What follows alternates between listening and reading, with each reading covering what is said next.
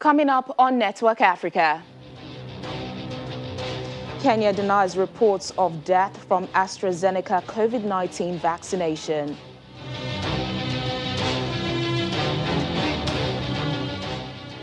Regional leaders to meet to discuss Mozambique insurgency. Plus,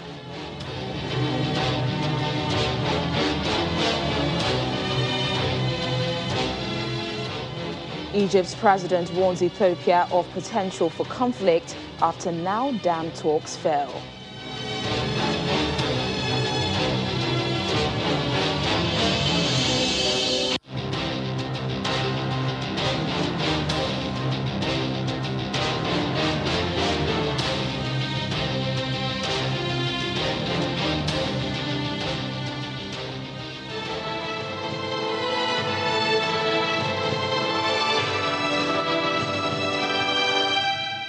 Hello and welcome to the program. I'm Teniola Shoboale. The African Union has dropped plans to secure COVID-19 vaccines from the Serum Institute of India for African nations and is exploring options with Johnson & Johnson. The head of the Africa Centers for Disease Control and Prevention, John Nkengasong, says the institute will still supply the AstraZeneca vaccine to Africa through the COVAX vaccine sharing facility, but the African Union would seek additional supplies from Johnson & Johnson. The statement comes the day after EU and British medicine regulators said they had found possible links between AstraZeneca's vaccine and reports of very rare cases of blood clots, but they reaffirmed the importance in protecting people.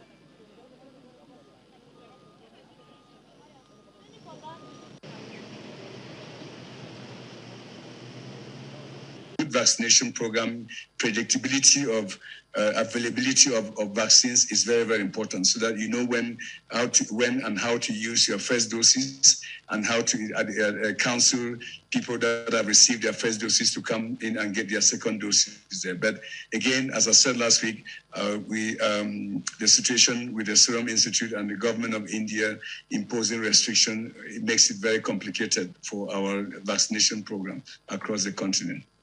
And it's not because of the reasons now, but it's because we work very closely with COVAX. I mean, since the first doses were agreed that COVAX will get those doses and start with the vaccination program, we now shifted our efforts to the Johnson & Johnson arrangements, and that is what led to the agreement of last week, so that the Serum Institute was enabled to be able to supply doses to the COVAX mechanism.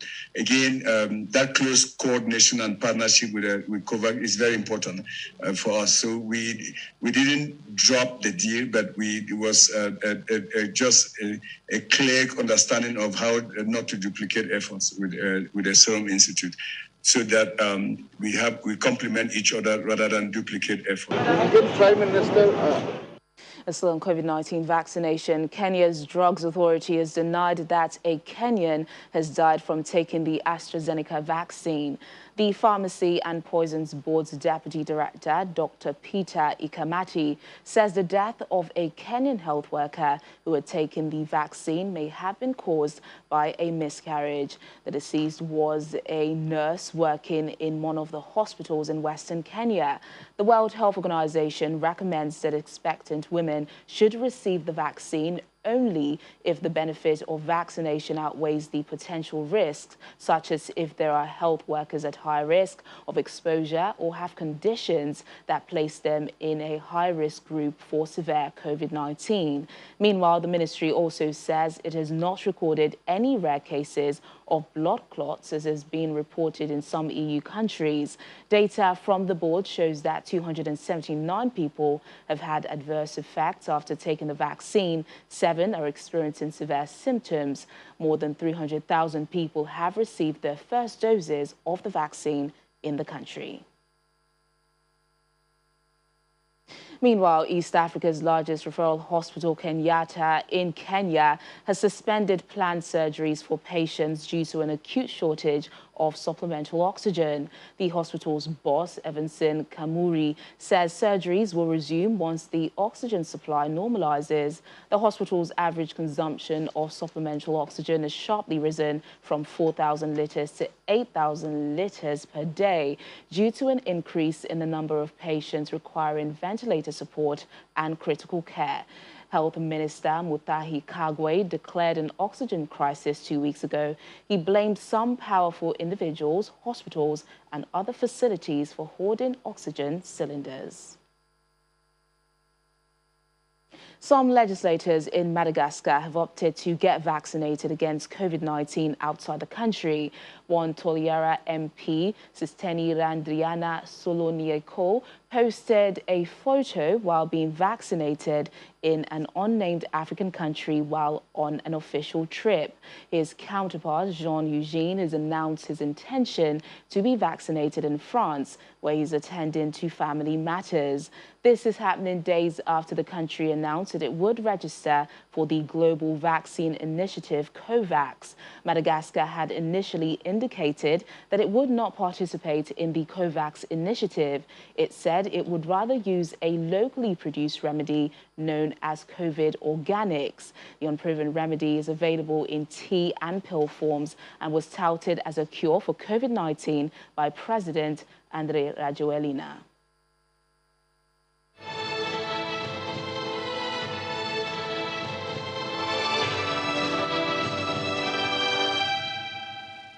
To security matters, 6 southern African leaders are starting emergency talks in Mozambique on how to respond to the growing threat from Islamist militants in the north of the country. Close to 750,000 people have been displaced over the last 3 years. Thousands fled Palma in the gas-rich Cabo Delgado province when jihadists seized the town just over 2 weeks ago. 12 people, possibly foreigners, were found beheaded following an Islamic State-claimed attack on the northern Mozambique town of Palma, near a natural gas project worth $60 billion.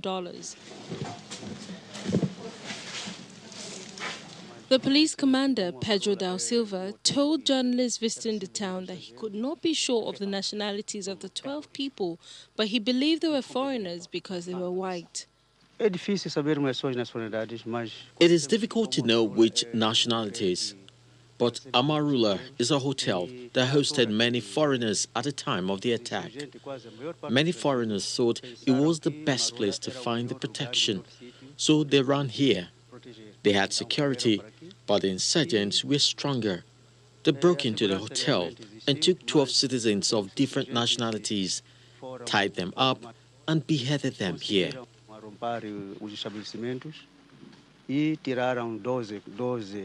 The coordinated attack on Palma, a town of more than 70,000 residents, marked the biggest escalation in a violent campaign that has so far left more than 2,600 people dead and more than 700,000 displaced.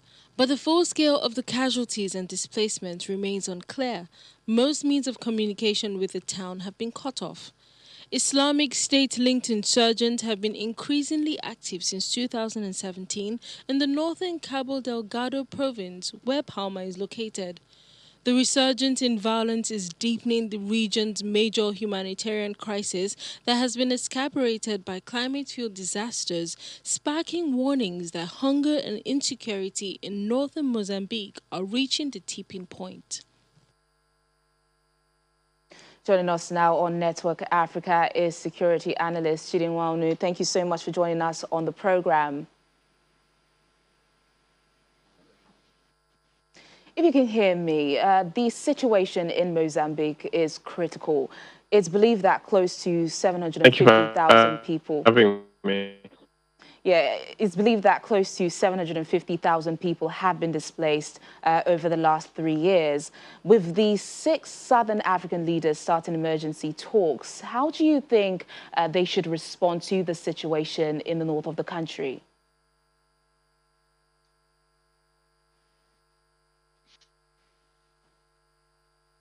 Well, it does seem we're having some connection issues with Mr. Nwanu. We'll try and reconnect. But in the meantime, Let's take a look at some other stories.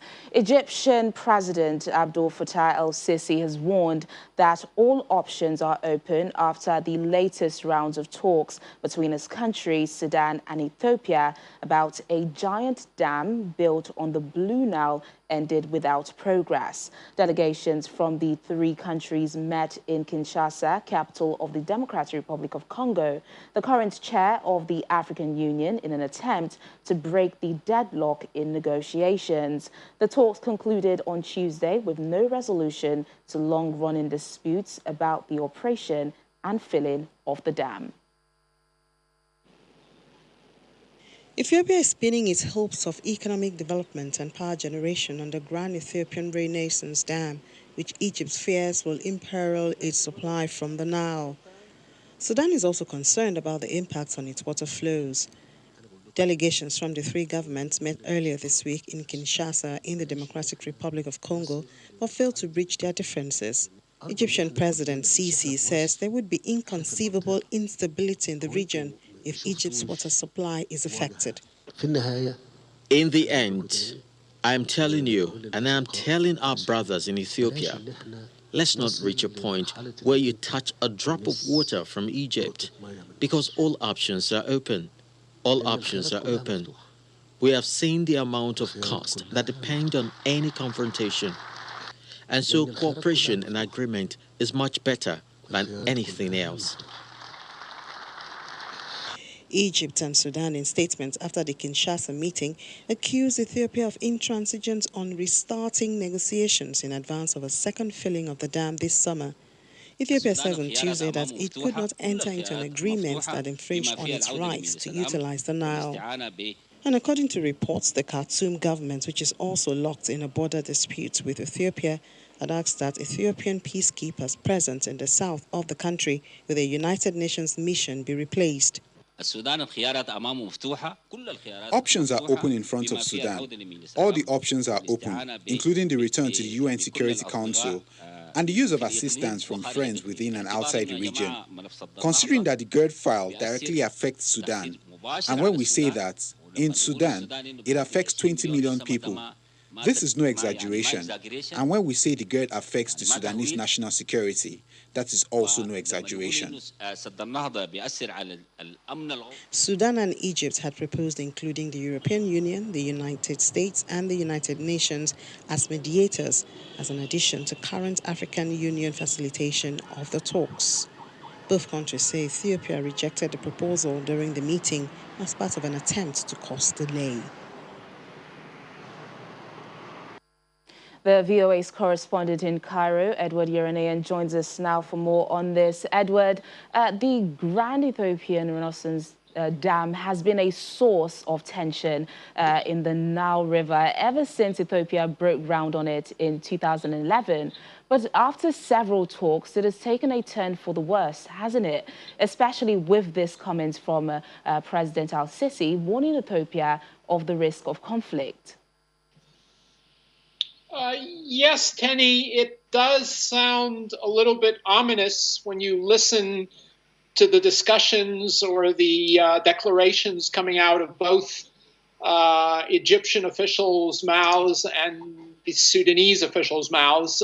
Sudanese officials, both the president and the prime minister, were sounding rather ominous too this afternoon on the Arab news channels, saying that they were threatened more than Egypt since they were first in line to the waters from the Nile Dam, from the Ethiopian Nile Dam, worrying about their water, their electricity generation. And of course, ironically, there were floods in Khartoum last year. So, I mean, there was sufficient water and there hasn't been a drought yet. So there really is no technical problem. But I think everyone is worried, especially here in Egypt, that if there is a drought, that there is no agreement, written agreement, binding agreement that would force Ethiopia to hand over some of the water if there were a drought.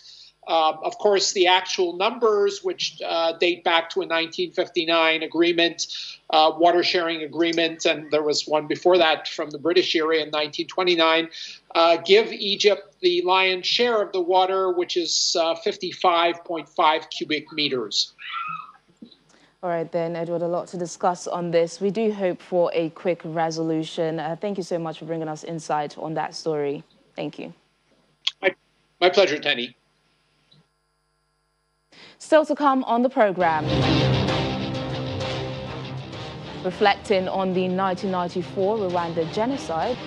Thanks for staying with us. Over in West Africa, the Long-Range Reconnaissance Task Group of MINUSMA British contingent has carried out a continuous physical presence for 28 days from Gao to Tasiga on a mission to protect civilians in the area, which has seen numerous security incidents. To protect the village from possible reprisals, the force decided to spend an extra night there to wait for the FAMA anti-terrorist force that arrived the next day to leave a detachment before continuing on to another village where the patrol had observed suspicious activity.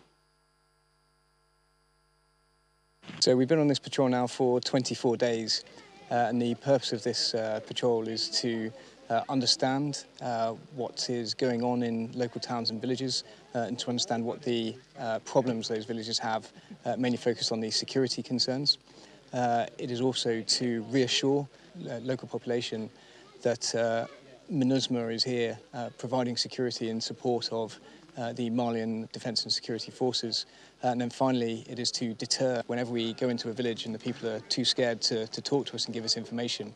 Obviously, we don't want to put anyone's life at risk and put anyone in danger, but we need to get the information so that we can help provide security in an area. So we've seen a large number of results. I think the most tangible thing for us is when we patrol into a village and the locals are very happy to see us, and a lot of people asking us if we could stay in the area forever to continue to provide security. And I think one of the greatest strengths of our task group is our ability to endure in an area for a period of time, which is what most people want, is to see that MINUSMA presence or a FAMA presence for a longer period of time. And certainly in Tasiga today, the locals were asking for a FAMA presence, and tomorrow morning we'll be patrolling back into Tasiga to conduct a handover with FAMA, who are going to have a presence in the area for a period of time now, which is a fantastic result, and it allows us to deliver exactly what the people are asking for, and it is MINUSMA supporting FAMA to deliver security for the Malian people.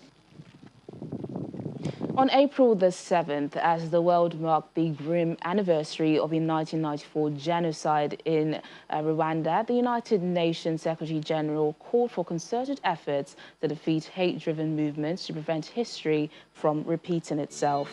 In a message commemorating the International Day of Reflection on the Genocide against the Tutsi in Rwanda, Secretary General Antonio Guterres underlined that everyone must heed the lessons of 27 years ago. More than 1 million people, including Hutu and others who opposed the massacre, were killed in Rwanda over the course of just 100 days. As we join in solidarity with the people of Rwanda, we must take a hard look at today's world and ensure that we heed the lessons of 27 years ago. Today, around the globe, people are threatened by extremist groups determined on boosting their ranks through social polarization and political and cultural manipulation. These extremist movements represent the principal security threat in many countries. While the technology and techniques that extremists use are evolving, the vile messages and rhetoric remain the same. The dehumanization of communities, misinformation, and hate speech are stoking the fires of violence. We saw what happened in Rwanda in 1994, and we know the horrific consequences when hate is allowed to prevail. Preventing history from repeating itself requires countering these hate-driven movements that have become a transnational threat. We must redouble our efforts and forge a common agenda to renew and reinvigorate our collective actions going forward. The UN General Assembly President Volkan Bozkır says the genocide against the Tutsi in Rwanda pierced the conscience of humanity, adding that the world realized the gravity of its collective failure. We pledge in their memory to do better, to stop hate speech when it is first uttered, to protect and uphold the rights of every individual without distinction, to condemn incitement, harassment, and violence against persons or communities, to take timely and effective steps to protect communities that are under threat of mass atrocities, to prevent future acts of genocide, to ensure accountability and justice. And now many areas in western Equatorial State, South Sudan, have been unreachable during the rainy season. However, UN Mission, through its Bangladeshi Engineering Battalion, is rehabilitating the road from Yambio to Mondri to make life easier for citizens. Typically, it takes about 2 days to drive the 230-kilometer stretch of road from western Equatorial State's Yambio to Mondri. The UN mission, through its Bangladeshi Engineering Battalion, has stepped in to rehabilitate the road, and the progress made so far is already benefiting thousands of people. Along the same route, a quick impact project the peacekeeping mission is funding is the construction of a new bridge connecting Maridi to villages with significant agricultural output. When the road is down, as it was for a significant portion of last year, it was taking 2 to 3 months to get supplies in.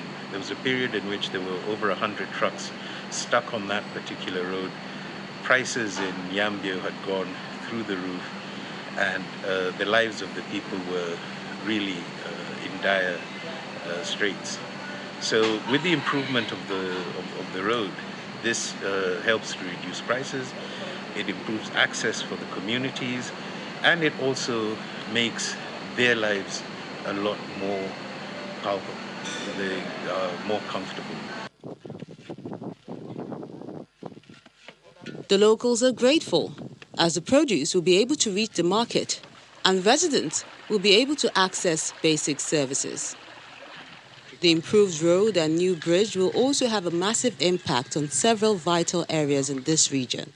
One of the key things that everybody's looking at is the return of internally displaced persons, as well as refugees who are out of the country, an ability to return in safety and dignity to their areas of previous habitation, and that in itself also improves the socio-economic benefit of the peace dividend to South Sudan. The road work, which began in January, is expected to reach Yambio in May.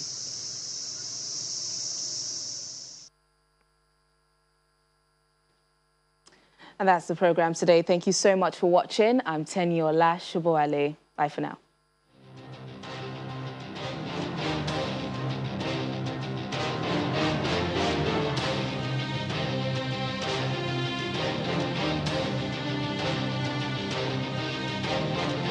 They've made it